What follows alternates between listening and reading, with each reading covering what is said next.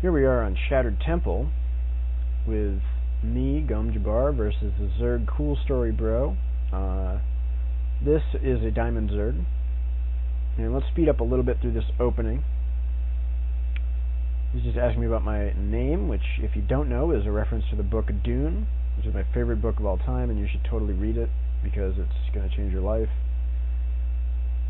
Once again, we're doing the 1-gate expand into Stargate. Very common. And I'm going to get over here and see a regular timed pool, so nothing to worry about. This is the exact same opening as last time, so we're not going to really focus a lot on it.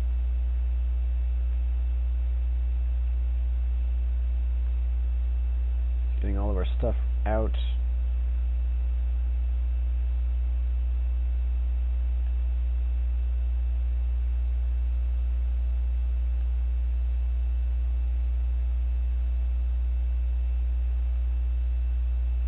And I'll slow it down a little bit. So we're going to move down the ramp with the Zealot and 2 sentries, make a pylon. Now we're waiting for 400 minerals to drop our Nexus, which should be right at about 37 supply. Or it's about 5 minutes and 30, but we're going to cut probes at 37.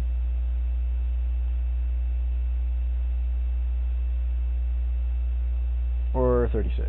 Either way, around here, we're cutting probes. And we're going to make gateway, Stargate, and then another gateway. Here it is, wait for it. Gateway, there it is, and we've got a full wall in right here with the Nexus. Very important that you do this. Gotta do this, very important. And another pylon, and then I should put down a forge momentarily. We look at Zerg real quick. He's doing a Zergling speed opening and making lots of Zerglings. This is a common response. He's going to make all these Zerglings and try to force the Nexus to cancel or die, because I don't really have that many sentries. I've only got 5 of them. And here's the Void Ray starting really quick. Now here's what he's going to try to do, and here's how we're going to stop it. We do not let him attack our sentries, obviously. And now he's going to focus the Nexus. We're just going to force field the Zerglings away from the Nexus, and we will save it. Very easy. We need to lower the amount of surface area he can get on the Nexus, so he can't get a huge surround and do that much damage very quickly. And we're going to warp in more sentries and zealots, and the Nexus is safe. Transferring workers, we're going to make our 2 gases down here right at the 8-minute mark. There's one, and here comes a second. Now I've got my Void Ray out. It's up here. And now I'm just going to make some Phoenixes in case he's going Muta. I don't actually need the Phoenixes that much, but they're going to scout for me. They're going to prepare against Mutas. If he starts going them, I can continue making them. So I'll typically make about 2, because I need to scout with this one, and I need to continue production while I'm scouting. So first we're going to control this watchtower. Check things out. Meanwhile, back at home, we're making... I should have just enough money for the fleet beacon very shortly. So I got in here and scouted. He did have his lair done, but no tech structures.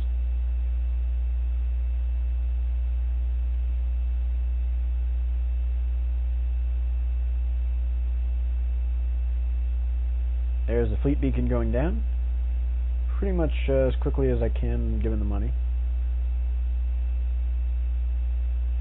Going to keep being active with these Stargate units. Got to check for his bases. He actually has not taken a 3rd yet, which is a bit strange to me. Not really. I would say his 3rd is quite late, in fact. And he's going for a Roach Hydra here, which is a little weird. He gets in here and sees the fleet beacon. He's probably assuming I'm going carrier, because what else could I be doing here? And Hydras aren't too bad against carriers. They're not great. I'm gonna go kill his overlord. got the rocks and prepared to take my third base. And now I have about enough money to go ahead and get my mothership.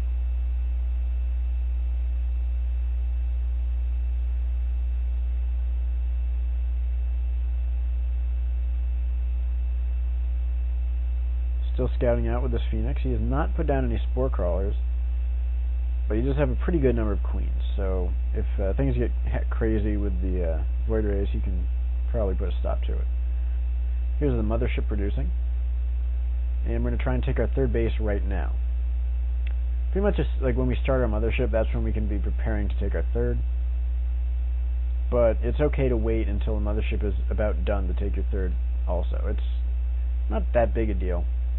You'll just max out slightly later. And my computer is bugging out a little bit. So here's his third base, and here's my third base. So note that Coolstorybro is expanding to his third quite late. As Zerg, you've got to be ahead in bases, and he's just staying even. So I've thrown down my Templar Archives. I'm getting charged at my Twilight, and I'm warping in Zealots and Archons. That is the goal. And yep, here's my Templar. There's my Archons. If you look at the worker count, Zerg's really far behind somehow. He really can't scout what I'm doing right now, which is very unsettling for a Zerg player. Our Void Ray has just been preventing him from doing any scouting. So, for all he knows, I'm doing an all-in right now, and he has to prepare for it. He could be more active about trying to scout, but at this point he's not really seeing anything that I'm doing. So I guess he has to make a few more units than he would like. But he's incredibly far behind in the worker count, so that's just kind of bad play from him. We're going to ignore that, because he does end up getting quite a huge army later in the game, and you'll get to see how this build works against a Roach Hydra, which is really interesting. If you just straight up fight Zealot-Archon against Roach Hydra, the Roach Hydra will win pretty much all the time. You know, an equal cost. But of course, with the mothership, Vortex means we can actually engage that and win it. You know, we're adding on tons of gateways because we can. This is a really lean unit mixture. Now, at this point I forgot that I needed to get upgrades, so I made 2 forges and decided to go for it.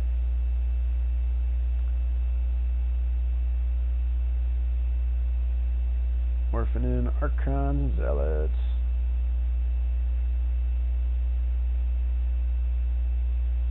There's my upgrades.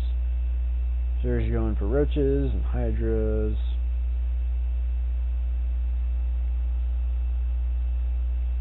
Still pretty low in the drone count, so our income's actually quite a bit better. But again, we're just sort of going to ignore that for now. And at this point, we're just sitting around and letting the mothership gain energy, and we're going to attack when we're maxed out, and we're going to win the game. At least that's the game plan. So Zerg's got the Spire, presumably for Corruptors if he sees me with any Colossus, but he hasn't really scouted anything at all, so it's kind of hard for him to tell. Phoenix is going to go in here again, do some more scouting. I see Roach, Hydra, and Spire, so not too much there. I want to go check out what his army looks like, and there it is. Lose the Phoenix. But you know what? That's kind of worth it at this point. The Phoenix isn't going to do much, and we get some valuable information. Now I'm going to get this. Oh, we're going to lose the Void Ray too. That's not so necessary, but that's okay. So I'm just going to get an observer from this Robo, and here he's going to try to attack. But the large amount of surface area, or rather the small amount of surface area that you get because of how packed in this army is, means it's kind of tough to engage. But instead, we're just going to vortex half his army, and we're going to check the supply count right here.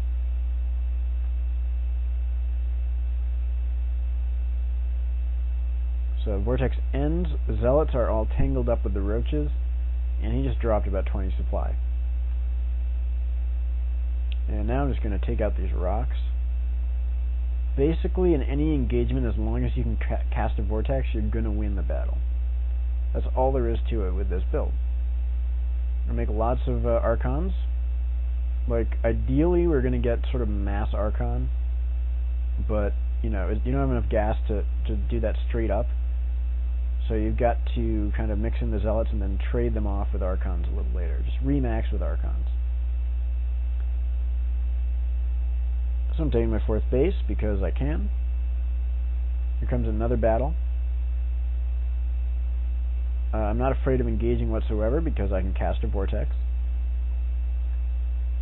And there it goes. We're going to Vortex most of his army, and including his Overseers actually, so he can't really detect anything. And we're going to look at the supply count during this Zealot-Archon toilet. Alright, so here we go. It's 200 versus 200, right? Watch the supply. Everything is all tangled up here. The Zealots get full surface area to attack every unit. I lose 10 supply, Zerg loses 60. So that's pretty awesome. I just love this. And now I don't have enough energy for Vortex, so I kind of have to pull back a little bit. At least I should. I'm not going to. I'm going to attack some more. Because I'm just kind of ballsy. So here comes another big attack, but he does have a lot of surface area. I might win that, but then again, it's not totally clear, and his Remax might be doing pretty well. So I'm just going to pull back. Meanwhile, I'm just upgrading at this point. There's not much else for me to do. Expanding and upgrading. So I can't cast Vortex. I've only got 77 energy. And this is just a miss micro. I don't need to lose this mothership, but I'm going to anyway because I'm just terrible. So what am I going to do? I'm just going to remake it. Pow. So he has a bit of a timing right here where if he just masses up roaches, he can probably do some damage to me. But, I mean, I just got really careless losing that mothership. I did not need to. So, you know, bad play from me. I don't think that that's really an issue with the strategy as much as it is with my play. So I've got this gold base. I've got an amazing income right now. And I'm going to kind of make a ton of cannons because I have so much money. Take another base. I can take all the bases at this point. What can Zerg do? I'm just getting upgrades. I'm getting Blink and Storm. Why not? I can do it. So here's a huge army from the opponent. That is a lot of army. And he's going to try and go over here and deny this base. I don't know why he's not attacking me straight up, but I do have some cannons. And we're going to see what happens here. At this point, I actually get to attack his Hydras in the front, which is kind of bad for him. Hydras are actually quite bad against Zealots. But Mothership is on its way. So here we go. He does get to kite this army. But he's off creep, which is actually very important. I've got a ton of Archons here. And he's going to back into a corner.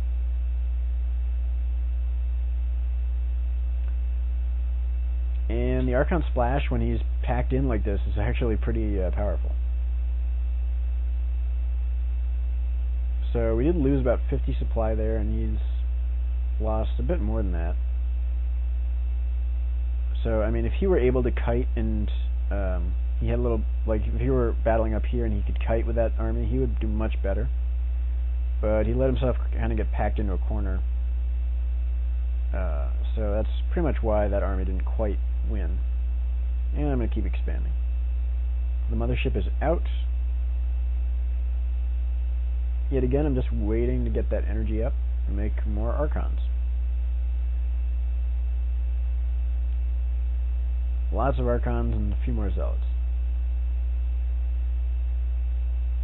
Starting 3-3. Zerg just does not have that much stuff right now, amazingly. His income is pretty sorry. He's only got 56 drones. But again, we're kind of ignoring that.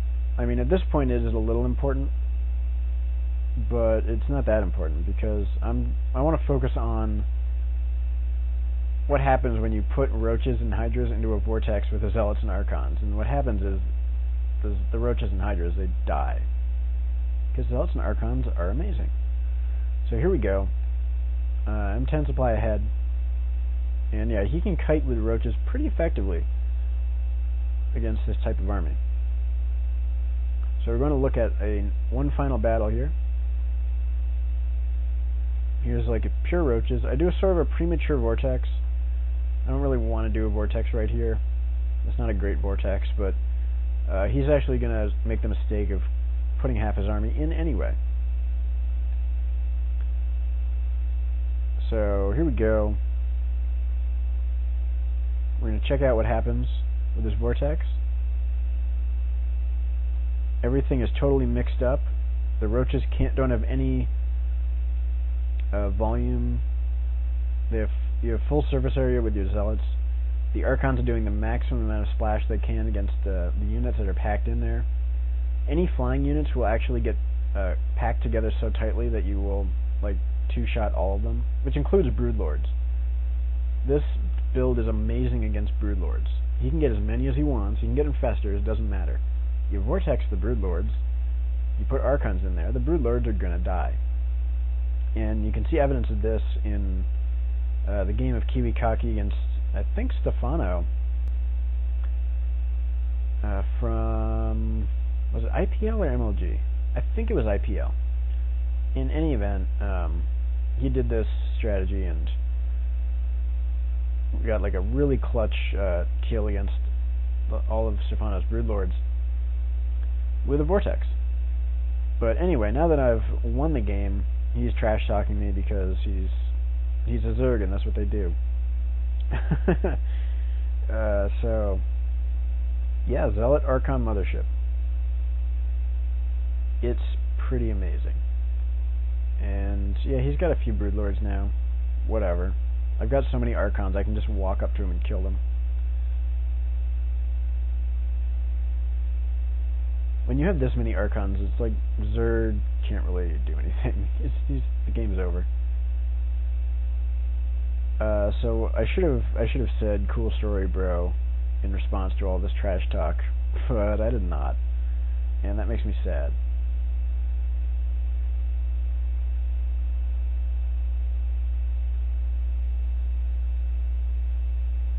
And I'm just putting some storms down, whatever. The game is won.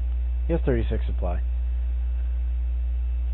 So yeah, just do your favorite fast expand build with a fast Stargate built into it, and get Zealots and Archons, and then max out. Go vortex them and win. Fun stuff.